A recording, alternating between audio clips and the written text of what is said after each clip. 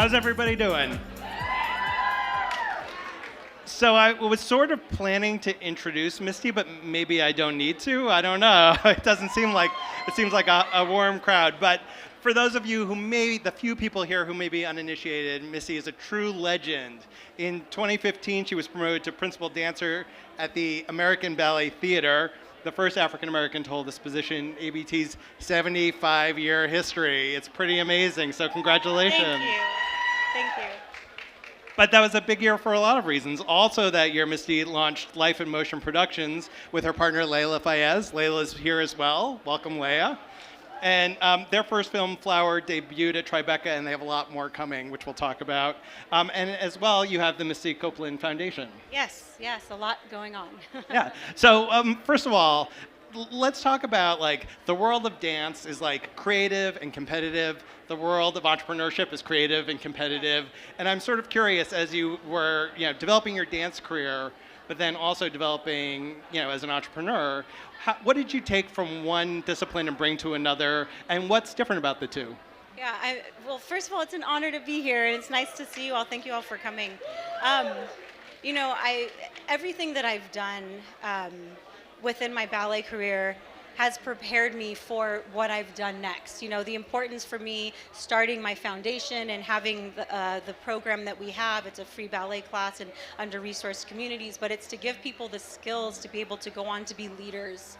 It's not necessarily about being a professional dancer, but I feel like the skills that I've learned from being a dancer has set me up to succeed in so many different areas. I mean, this might be a bit too much information, but as soon as I gave birth to my son, Jackson, I was like, oh, this is nothing. I've done Swan Lake, and so I feel like, that's the benefit and why it's so important to have arts education and have access to movement and access to dance, because it gives you life skills that are transferable in so many ways. And so I feel like stepping into the world of production, it's not that different. It's creative. It's it takes tenacity, it takes empathy, it takes all of these human emotions, things we should have, and I think that it puts it on steroids when you're a storyteller at to that level. But for me, what's different is that I can really have my own voice and have more control over the narrative and the stories that I want to tell and that I feel are important, which I don't necessarily have and haven't had over the course of my career at American Ballet Theater, where you're kind of stuck in this box of having to tell these old white European stories from the 1800s that were created by white men. And now I feel like I'm in a position where I can really use my platform and my voice and my experiences as a Black woman and as an artist and as a performer and a dancer. Was there a moment in your dance career when you thought, I am a leader? You know what I mean? When you felt like I can move beyond being the person performing in Swan Lake and really put my vision first? Yeah, I mean, I think that once I was starting to be given opportunities to perform the leading roles, the very first principal role that I ever performed with American Ballet Theater that was a classical role was in The Firebird. And it gave me a sense of freedom and power in that I was being entrusted to take on this iconic classical role. And as the first Black woman to do that at American Ballet Theater, you start to feel like, okay, there's trust. The company trusts me to take on this role and trust my artistic choices. And I feel like that's what that performance, that role in particular, really opened me up to understand I think my purpose and what I represent in a bigger way. I remember my very first performance of The Firebird in New York City at Lincoln Center at the Metropolitan Opera House. Me and my manager had put in so much work to investing in Black and brown communities waking up on Monday mornings, my day off, and going to public schools for young Black and brown kids to see me and see, what success could look like for them, not necessarily to be a dancer, but what's possible coming from where I come from. And so to see those communities show up at Lincoln Center, that performance of the Firebird, and see, the theater filled with Black and brown people, sold out for the first time ever, gave me that power. I feel like, okay, there are other ways for me to lead, and I think that it doesn't just have to be using my body on a stage, that the impact can be much bigger. Yeah. You've also written a number of books. You're very busy. You get a lot done. And I want to talk about one of them in particular, which is The Wind at My Back, which is a book you wrote about your mentor, Raven Wilkinson. And obviously, she was your mentor. You write very movingly about your relationship and also all the things that she faced, in her career. Let's talk about her, and then I want to talk about how you're paying it forward now. The Wind at My Back was really, I think, a love letter to my mentor, but also to what that means to be a mentor, and the benefits not just as a mentee, but as a mentor, what you gain from giving back to another person. Raven was the first Black ballerina to dance in a major elite company here in America. She was with the Ballet Russe de Monte Carlo in the 1950s. She was the first and only Black woman to dance in that company. She ended up leaving and going to perform in Europe, as a lot of Black artists did in that time. There was more opportunity, but she left the United States mainly because there was so much racism. Her life was being threatened by the KKK whenever the company would tour through the South. So she was literally forced out. And I learned about her story as a young dancer, when I was already dancing for American Ballet Theater, and I was like, I had no idea that she existed, and it empowered me in a way, but it also made me so angry that why can't I open up a ballet history book and learn about people like her? Why aren't people like her, stories being told? So I was on the hunt. I was like, how can I find this woman? Is she still alive? And I found out she lived a block away from me on the Upper West Side in New York City. And what year is this? This is wild. This was maybe like 2010, maybe a little before that. So, yeah, maybe it was around 2010. And we became like best friends. And, I found out she had been attending all of my performances at Lincoln Center since I was, I think, 18 years old, and supporting me. And her impact on, it changed just my whole perception and what I wanted in my career. I went from this kind of singular mindset to feeling like, okay, my responsibility is much more than just myself. It's telling stories like hers and so many who have come before me.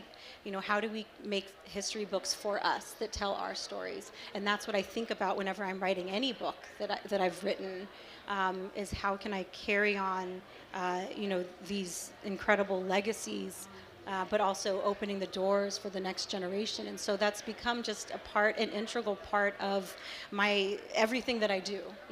There's a through line, no matter whether it's my foundation or writing books or the production company, that it's about bringing the past and the future together and through representation. Yeah. Now you said that you just knowing she existed was really meaningful and important for you. But when you got to know her, what were things you wanted to know from her? What were questions that you had that you'd been sort of searching for someone to ask? She didn't give me a lot of room for questions. She was a storyteller, which is amazing. It's like when you're in the presence of someone like that, and I feel like it's also just my personality, that I'm someone who kind of sits back and observes before I kind of launch into all the questions. And so I let her tell stories, which so much of the memoir is about that. Her lessons were in the stories that she shared, which were so incredible, and she never told the same story twice. And so, I feel like there are so many ways to mentor, and I have such a range of mentors, whether it's men or women or, people who are peers of mine, but that it's the way that she, the lessons, the little nuggets of wisdom that were in the stories that she told were so invaluable that I feel like I'm constantly thinking about when I'm mentoring other people, that it's not always about kind of diving into the things they need to do, but getting to know people and sharing stories. It's like observational and learning by example. Yes. So you have a couple of books coming out, but one of them is Letters to Misty, which is young folks writing letters to you, and that's a moment where you sort of now become the storyteller and the mentor. Tell us about how that book has come about and what's in it. Yeah, so I think this might be my 11th book that will be coming out this Still year. working on my first. And it's something that I've wanted to do probably since my first book. How do I've been receiving letters from young people, especially since I was 13 years old. When I first started dancing, I'll never forget the very first letter that I received from a little girl who was sick and saw me as an inspiration. And it was just like, wow. The impact that you can have on someone by being a presence, by being a body on the stage. For me, by being a Black body, the impact that I could have, already, I started to think about that. And so throughout my career, it was like, what can I do with all of these incredible stories and letters that I receive? And so with this book, I wanted to be able to share, a little bit about what I receive, the incredible stories or inspiration and my advice and things like that. And so I feel like it's very different from the questions that I had growing up, at their age, the target audience I'm going for, which is middle grade, where it was like, do I belong? Is this a space I can succeed in? And I feel like now it's like, how can we change the system? What can I do to be a leader in this space? And it's so incredible to see the evolution of, this generation kind of taking on those leadership qualities. There, so many entrepreneurs want to get inside the minds of Gen Z. I have sort of two questions. From your work and from this book, what's your sense of what's happening with Gen Z? You've touched on that a little bit. But also, what would you encourage someone who is trying to understand Gen Z? How should they go about that? Oh, that's a tough question. I'm not an expert at all with the Gen Zers. I think it's a matter of giving them space to express themselves, but being there for them when they need the guidance. There's only so much you can do. I mean, through my foundation, we're working with 5-year-olds to 12-year-olds, and a lot of it is really just giving them more structure, giving them like a framework to work with, but allowing them to have a voice within that structure and within that framework. And I think that, that's something that's important to me in the way that we are teaching dance and ballet in particular to this generation, that it can't be this silent, you have to do this and there's no other way and this is the right way, that needs to change and shift. And I've been really intentional about that with my work through my foundation and creating a framework that's geared for this generation, for Black and brown kids in particular, that allow them to feel like this is a creative form and that they should have a voice and they should have a say in the things they're doing with their bodies. Are there moments when you see dance and you think, oh, that's something I never would have thought of, or that's something the old system never would have allowed, and it kind of surprises you? Well, social media has completely changed the game with so many things, especially in such a traditional and old art form like classical ballet. I mean, back in my day, when I first started out, no one was looking for publicity or, to be seen as an individual when you're a part of a company or, to get endorsement deals and things like that. And so it's interesting just to see people already taking on, again, these leadership roles from a young age because they have agency over themselves and the things they want to do, that they don't have to necessarily follow, these systems that are in place, which I can imagine is really empowering. Now, you mentioned being a mom, and my understanding is that you sort of took a break when you had your daughter. Can you sort of talk about that? Like, what's it been like to take a break? I think it's the longest maternity leave in history. Amazing. It's been 5 years. Um, I mean, it was kind of the perfect storm, right before the pandemic. I started to feel a bit of burnout. It had been 20 years with American Ballet Theater, and I was really kind of getting this itch to dive in deeper to all of the outside endeavors that I'm passionate about, the foundation, the production company, clothing line. And so I feel like the pandemic hit, and I know it was so hard for so many people, but I felt like it was the first time in my career that I could stop and breathe and take a moment to really think about what I wanted to do next. And within that, opened up, the room and time to have a child, which is so difficult as a female athlete, as a woman in general, a working woman, a woman in business. And so, it was a big ballerina baby boom during the pandemic because everyone was like, oh my God, what? We got some time, let's do it. I don't know, I feel like having my son Jackson just opened up my mind in so many ways, and understanding like the importance of being able to focus on something other than yourself, which sometimes it has to be that way. And I think that in what I do, like I've had to put focus into myself for my whole career. I mean, day in and day out in class, the training, the rest, and to be able to give that to someone else, it's just changed my perspective in so many ways, and in everything that I'm doing.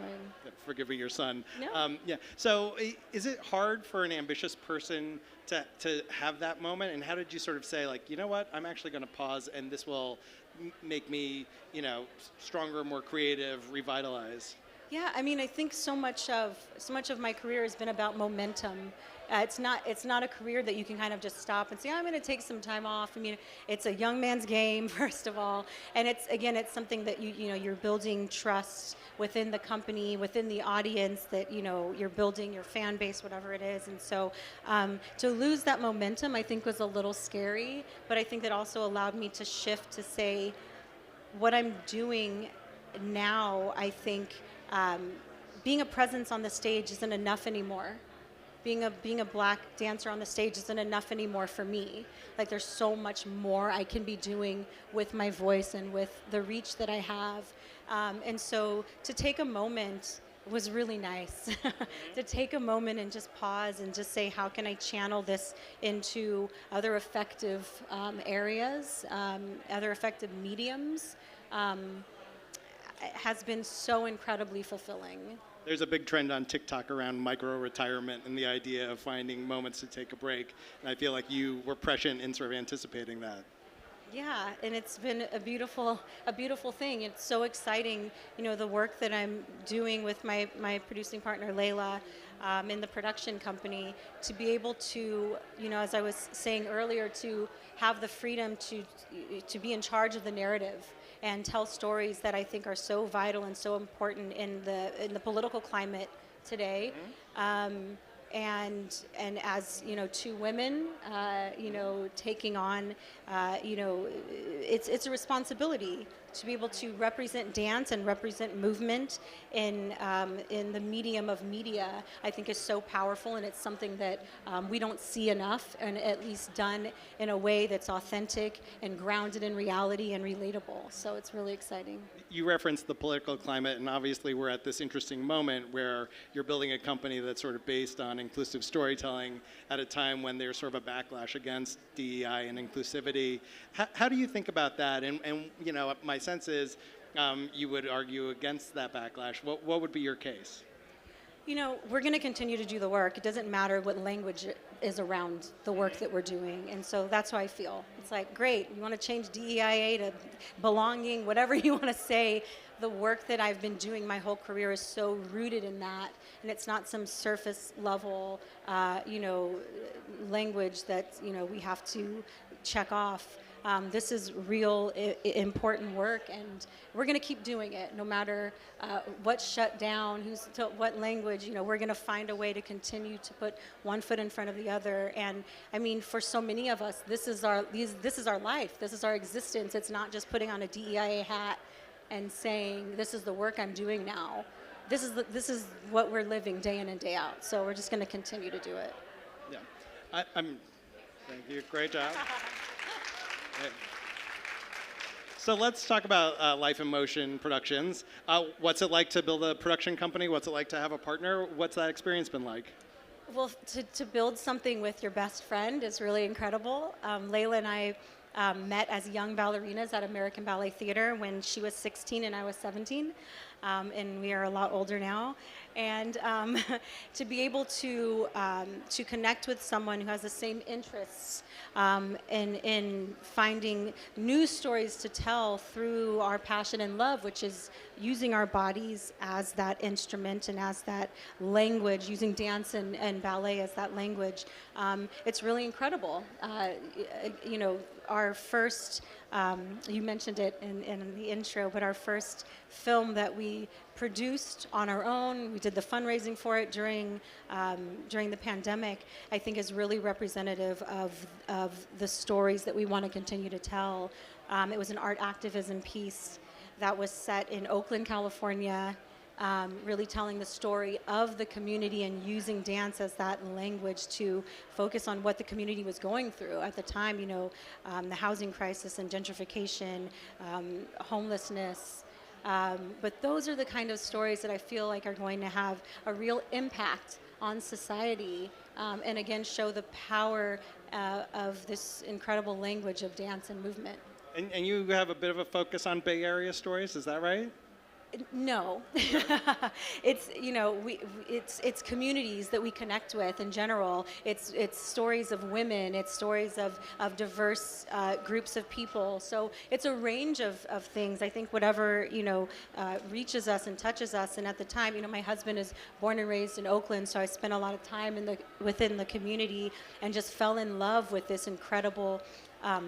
Especially their youth culture, their investment in kind of giving back through their voices and through their art, and the activism was just so it like vitalized us in a way, and it was really inspiring. And then of course to see what the community's going through in this crazy change that's happening there, but not just there, all over the United States. And so we felt like it was a story that could resonate with Americans, period. You also mentioned your apparel business. I'm sort of curious, that's a very different kind of business than the storytelling work that you've done, whether it's your books or the production company. Just talk about that a little bit. Yeah, I mean, as an artist, as an athlete, as a dancer, what we put on our bodies and how we, our training has been such a big part of my life, but fashion is storytelling as well. And again, it's all interconnected, and I've kind of dabbled in the arena for over a decade, being an Under Armour athlete for as long as I was, and I had my own line with them. But Derek Jeter called, and he was like, "We got to do this, girl." So we came together and we started Greatness Wins, which is an athletic wear line.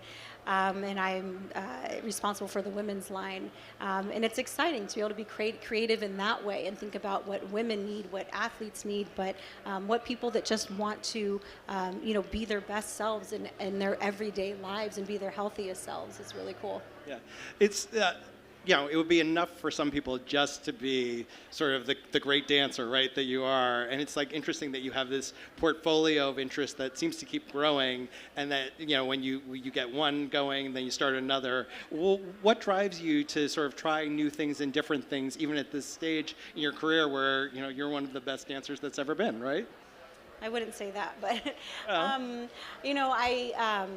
I'm never thinking about what can I do next? It really just happens organically. And again, it's about using different mediums different platforms to get the same message across. The message is consistent, and that's been so important with me throughout, and for me, throughout my career, is how can we bring dance to the masses? How can we make everyone feel like this is a space they belong in, their voices matter, diversity within dance and within classical ballet, and so everything that I do is connected to that, and so that's what drives me, is being able to reach as many people as possible.